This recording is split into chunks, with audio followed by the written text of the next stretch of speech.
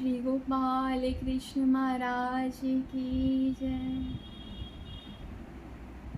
जया वंदने विघ्न बाधा ना बाधे, जया चिंतने साधिका योग साधे, प्रसादात वासनिका सुगोचरा, नमस्कार भिक्षुका स्थान मातरा। श्री गोपाल कृष्ण महाराज की जय। सभी संत महंत और श्री कृष्ण महाराज जी के प्रेमी भक्तों को हमारा प्रेम पूर्ण जय श्री कृष्ण, दंडवत प्रणाम। जैसे कि आप सभी भक्त लोग जानते ही हैं, श्री कृष्ण महाराज जी का जन्मदिन आ रहा है। श्री कृष्ण महाराज जी का जन्म जग मानिए जन्मदिन है। सभी लोग बहुत धूमधाम से इस दिन को मनाते हैं। हमारे श्री कृष्ण महाराज जी ने इतनी लीलाएं की हैं, ऐसी ऐसी लीलाएं की हैं जो किसी और अवतार ने या किसी और परमेश्वर अवतार ने नहीं की। उन्होंने, अब हम सभी जानते हैं कि उन्होंने जन्म तो जेल में लिया था, लेकिन राज्य पूरी दुनिया पर करते हैं। हर एक व्यक्ति के दिल पर उनका राज्य है। हम जगह जगह देख लेते हैं, वृंदावन, मथुरा, गोकुल, जहाँ भी मतलब श्री कृष्ण नाम का उच्चारण होता है, मन को अनंत सुख पहुंचता है, शांति पहुंचती है केवल उनके एक नाम मात्र से। इतना प्रेम श्री कृष्ण महाराज जी से आज के समय में लोग करते हैं। पहले तो द्वापर युग में करते ही थे, परंतु 5000 साल बाद भी, आज भी कलयुग में भी हर जगह श्री कृष्ण महाराज जी के नाम की चर्चा चलती है। श्री कृष्ण महाराज जी के नाम का जय जयकार होता है। बच्चे के मुख में हर पल श्री कृष्ण लड्डू गोपाल जी का नाम होता है।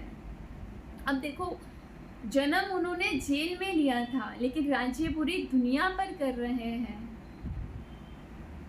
उनकी हम लीलाएं देखें तो इतने चमत्कार और इतने बड़े बड़े राक्षसों को श्री कृष्ण महाराज जी ने मुक्त किया।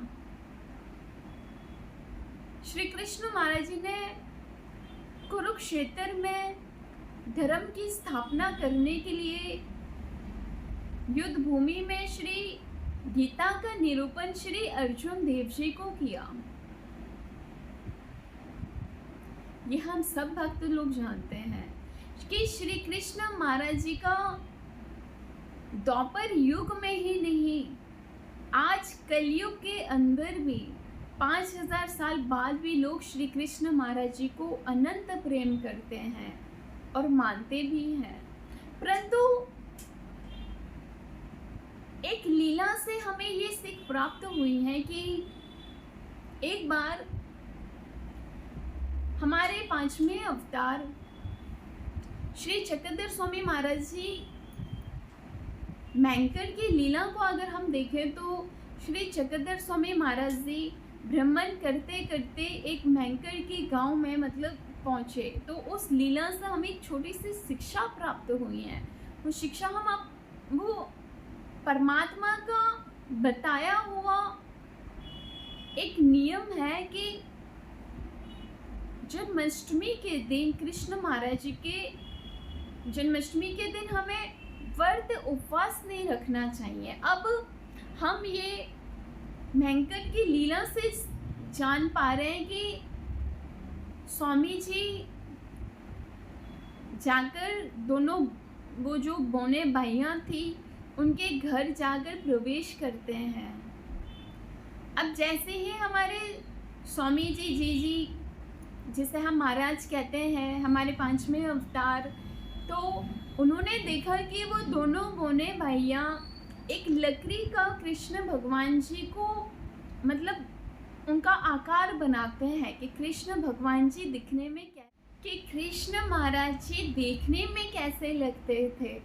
अब सब गांव निवासी सब एकत्रित हुए हैं, जन्माष्टमी का ही दिन था, तो स्वामी जी जाकर देखते हैं कि दोनों बोने भाइयाँ श्री कृष्ण महाराज जी के प्रेम में इतनी प्रेमी हो चुकी हैं, तो एक कृष्ण महाराज जी का आकार बनाती हैं लकड़ी के माध्यम से, तो उनको निहारती हैं, देखती हैं और ये सोचते हैं कि कृष्ण महाराज जी ऐसे होंगे, उनकी आंखें ऐसी होंगी, उनके नेत्र ऐसे होंगे, उनके हाथ ऐसे होंगे।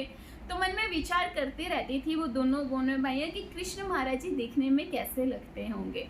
तो अब हमारे स्वामी जी जाकर पूछते हैं कि भाई ये आप क्या बना रही हो और ये आप क्या कर रही हो। तो वो दोनों भाइयाँ अपने मन का भाव हमारे स्वामी जी के सामने प्रकट करती है कि प्रभु स्वामी जी महाराज करके कि हम कृष्ण महाराज जी की एक मूर्ति बनाने का अंदर से मतलब कोशिश कर रहे हैं, परंतु हमारे स्वामी जी मुस्कुराते हैं और कहते हैं आपने कृष्ण महाराज जी को कभी नहीं देखा क्या। लड्डू गोपाल जी को कहते नहीं हमने कभी नहीं देखा। तो हमारे स्वामी जी कहते हैं भाई आज रात्रि को 12 बजे हम लड्डू गोपाल बनकर एक बाल रूप धारण कर आपके घर विराजेंगे, तो आप हमारी देवकी माता यशोदा बनना। अब ये सारा वार्तालाप सुनकर भोने भाइयों के मन में गदगद प्रेम उत्पन्न हुआ अपने परमात्मा के प्रति, कृष्ण के प्रति, क्योंकि वह कृष्ण महाराज जी को जानती थी। तो अब जैसे ही रात्रि के 12 बजते हैं, हमारे स्वामी जी एक बालक के रूप में बाल कृष्ण बनकर वो दोनों भाइयों की गोद में जाके विराजते हैं और वो दोनों भाइयाँ देवकी माता बनी हैं, यशोदा बनी हुई हैं। पूरा गांव जगमगा रहा है, इतना खुशियों का वो माहौल बन चुका है कि हमारे स्वामी पांचवें अवतार हमारे महाराज जी एक बाल रूप को धारण कर वो दोनों भाइयों की गोद में जा विराजते हैं और सारी रात्रि को वो आनंद में और सुख में, प्रेम में, हम ये कह लेते हैं पूरी रात्रि इतनी प्यारी रात हो गई जब हमारे स्वामी जी बाल रूप धारण कर वो दोनों भाइयों की गोद में जाके विराजते हैं। हम तो सोचकर ही हमारे मन में इतना सुख उत्पन्न हो रहा है कि कैसा समा होगा वो, कैसी घड़ी होगी वो। हम सिर्फ ध्यान कर सोच कर भी वो आनंद ले सकते हैं। तो सोचो वो दोनों भाइयों के गोद में जब हमारे बाल कृष्ण विराजे होंगे स्वामी जी, तो उनको कैसा आनंद आ रहा होगा। तो इसी प्रकार ही भयंकर की लीला से हमारे स्वामी जी हमें ये शिक्षा देने की कोशिश कर रहे हैं, बता रहे हैं कि हमें जन्माष्टमी का व्रत कदापि नहीं रखना चाहिए।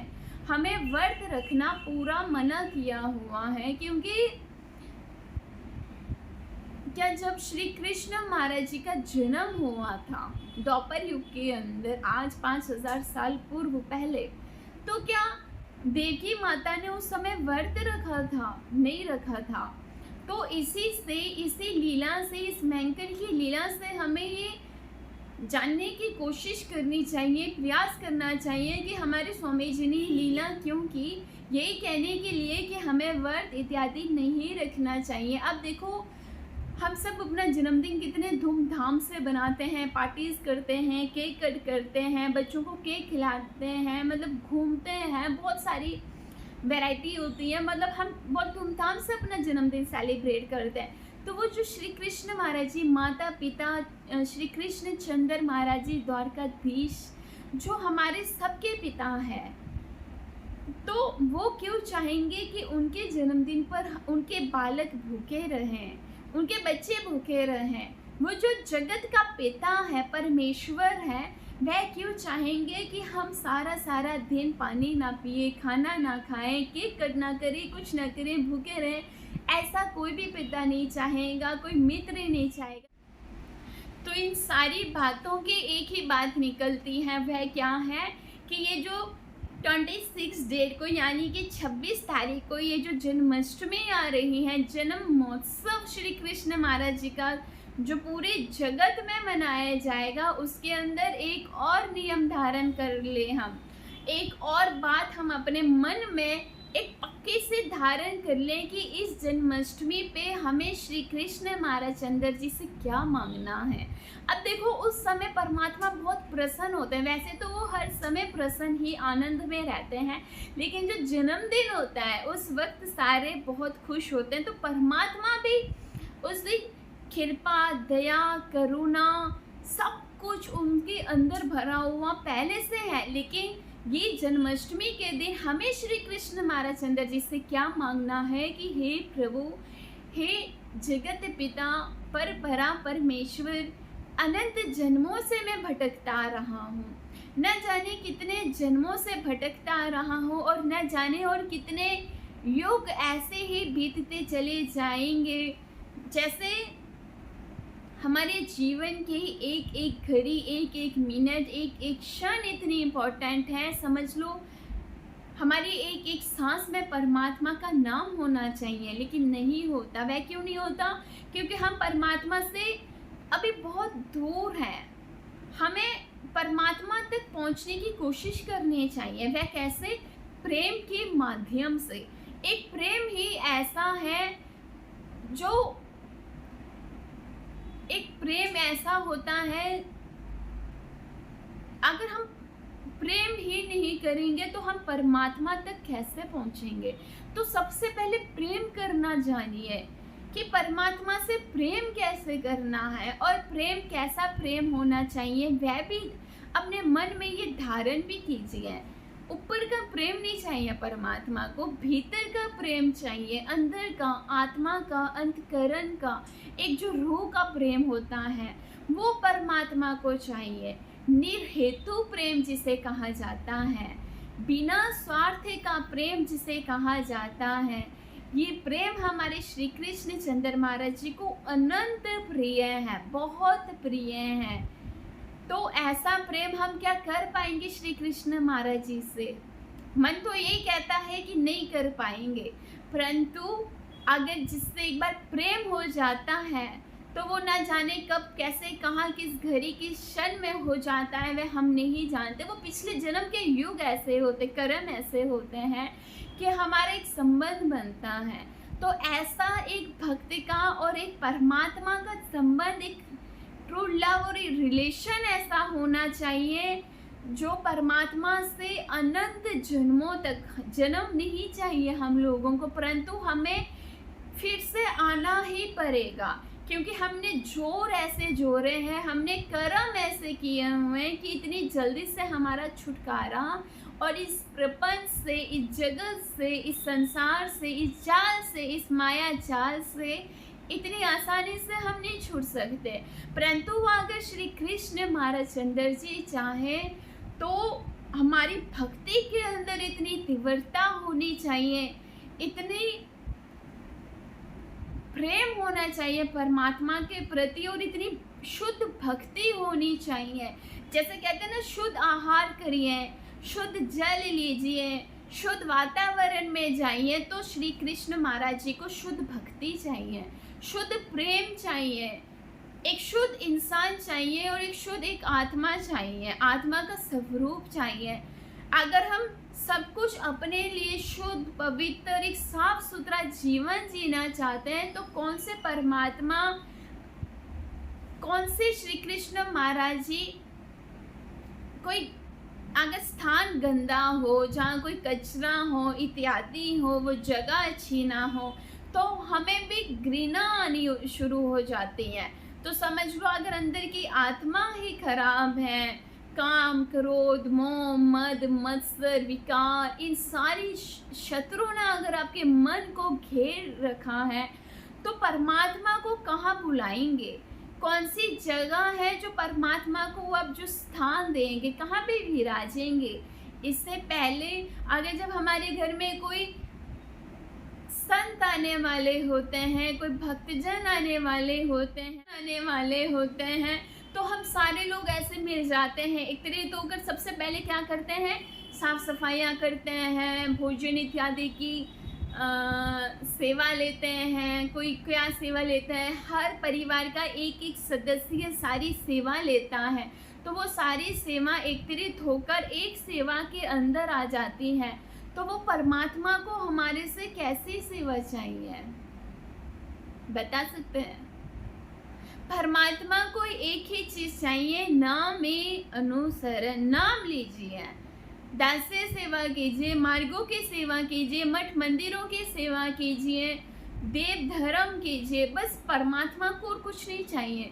अपने मन को क्लीन रखिए, अपने आप को शुद्ध रखिए, अपनी ये जो सोल है ना, हमारी आत्मा, इसको एक पवित्र रखिए।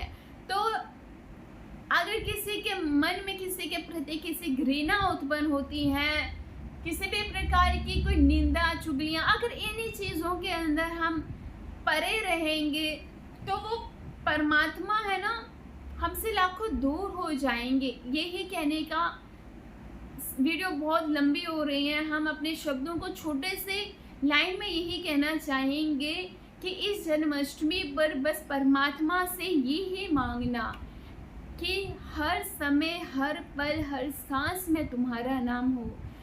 बस केवल एक नाम ही है जो हमें दोषों से, हिंसा से, बुरे कुकर्मों से, हानि से, हर एक संकट से हम ये कह लेते हैं कि हर जगह परमात्मा का नाम ही हमें बचा सकता है। तो चलते फिरते, उठते बैठते, निंद्रा समय, भोजन इत्यादि करते समय, हर समय सिर्फ परमात्मा का जप होना चाहिए, परमात्मा का नाम होना चाहिए। एक केवल परमात्मा का नाम ही ऐसा है जो आपको तार सकता है और इस संसार से और इस जीवन मृत्यु से, आने जाने के चक्कर से हमें मुक्त कर सकते हैं। वो परमात्मा ही हमारा कल्याण कर सकते हैं। सरल सी बात कहें तो कल्याण कैसे होगा, केवल एक नाम मात्र से। तो हर समय परमात्मा का नाम लेते रहिए। ज़रूरी नहीं है कि कंठी पहन लो, तिलक लगा लो, हाथ में माला ले लो, ये ज़रूरी नहीं है। परमात्मा को मन के अंदर अगर गिराजोगे ना, मन के अंदर पुकारोगे, परमात्मा मन के अंदर वास करते हैं। बाहर तो हर जगह परमात्मा है, लेकिन अगर अपने भीतर ही परमात्मा को बसा लिया तो कहीं और इधर उधर जाने की कोई आवश्यकता नहीं है। इसलिए अपने मन में, अपने भीतर, अपने श्री कृष्ण महाराज जी को अपने भीतर बसा लो, तो समझ लो हर जगह वृंदावन है। ज़रूरी नहीं है कि हम हर जगह जाकर एक खुशियों वाला माहौल ले, हम हर जगह अपने एक कक्ष रूम के अंदर भी वृंदावन बना सकते हैं। क्योंकि हमारा मन खुश होगा तो हर जगह खुशियाँ ही खुशियाँ हैं। अगर मन ही निराश होगा, दुख में होगा, तो हमें आनंद ही नहीं प्राप्त होगा। अगर आनंद चाहिए तो प्रसन्न रहिए, खुश रहिए, खुद भी खुश रहिए, औरों को भी खुशियाँ दीजिए। बहुत कम से लोग ऐसे होते हैं जो दूसरों को खुशियाँ देते हैं, परंतु आज तो दूसरों की खुशियों से भी लोग जलते हैं। कुछ कुछ ऐसे सुनने को भी प्राप्त होता है कि किसी की खुशियाँ किसी को बर्दाश्त नहीं होती। हम किसी को खुशियाँ तो नहीं दे सकते हैं, लेकिन दुख देने के लिए बहुत हज़ारों लोग पड़े हुए हैं। बुरा चाहने वालों की भीड़ मंडली बहुत सारी है, देखने को बहुत मिलता है, लेकिन किसी का अच्छा चाहने वाले, खुशियाँ देने वाले, प्रेम देने वाले ऐसे महान व्यक्ति बहुत कम है हमारे जीवन में। ऐसे प्रेमी भक्त और ऐसे हीरे हैं कि हम उनका नाम नहीं बता सकते, वो गुप्त हीरे हैं हमारे जीवन में। ऐसे प्रेमी भक्त और इतने प्यारे प्यारे भक्त लोगों के साथ परमात्मा ने मेरे को मिलाया हुआ है कि मैं उनकी जितनी भी स्तुति करूं उतना कम है। ऐसे महान व्यक्ति भी हमारे संसार में, ऐसे नहीं है कि सारे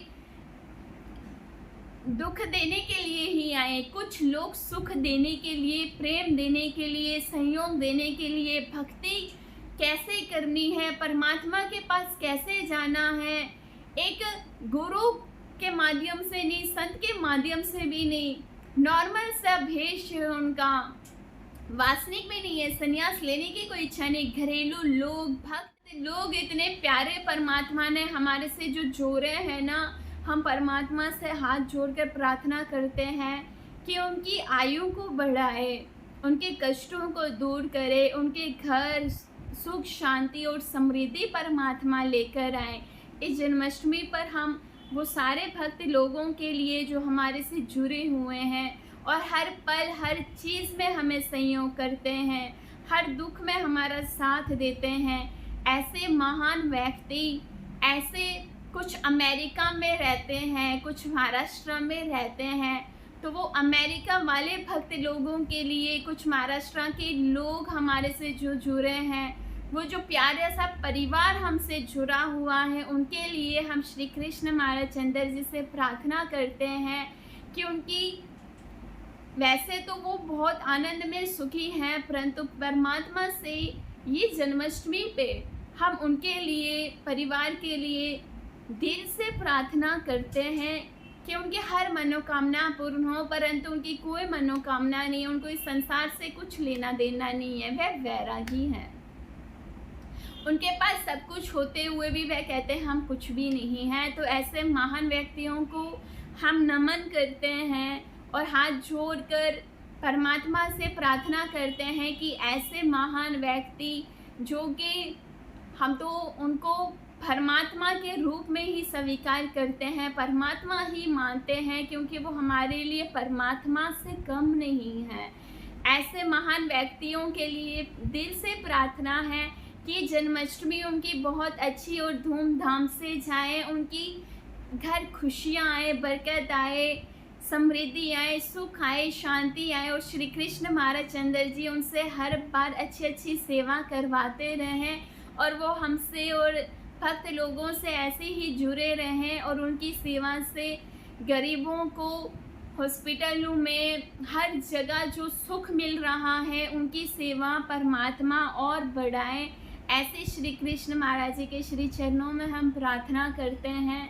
और अंत में यही कहना चाहेंगे कि वीडियो बहुत बड़ी हो चुकी है, हमसे वह हमेशा श्री कृष्ण महाराज जी हमारे साथ ऐसे ही जुड़े रहें और ऐसे प्यारे भक्त लोगों को हमारे साथ ऐसे ही मिलाते रहें।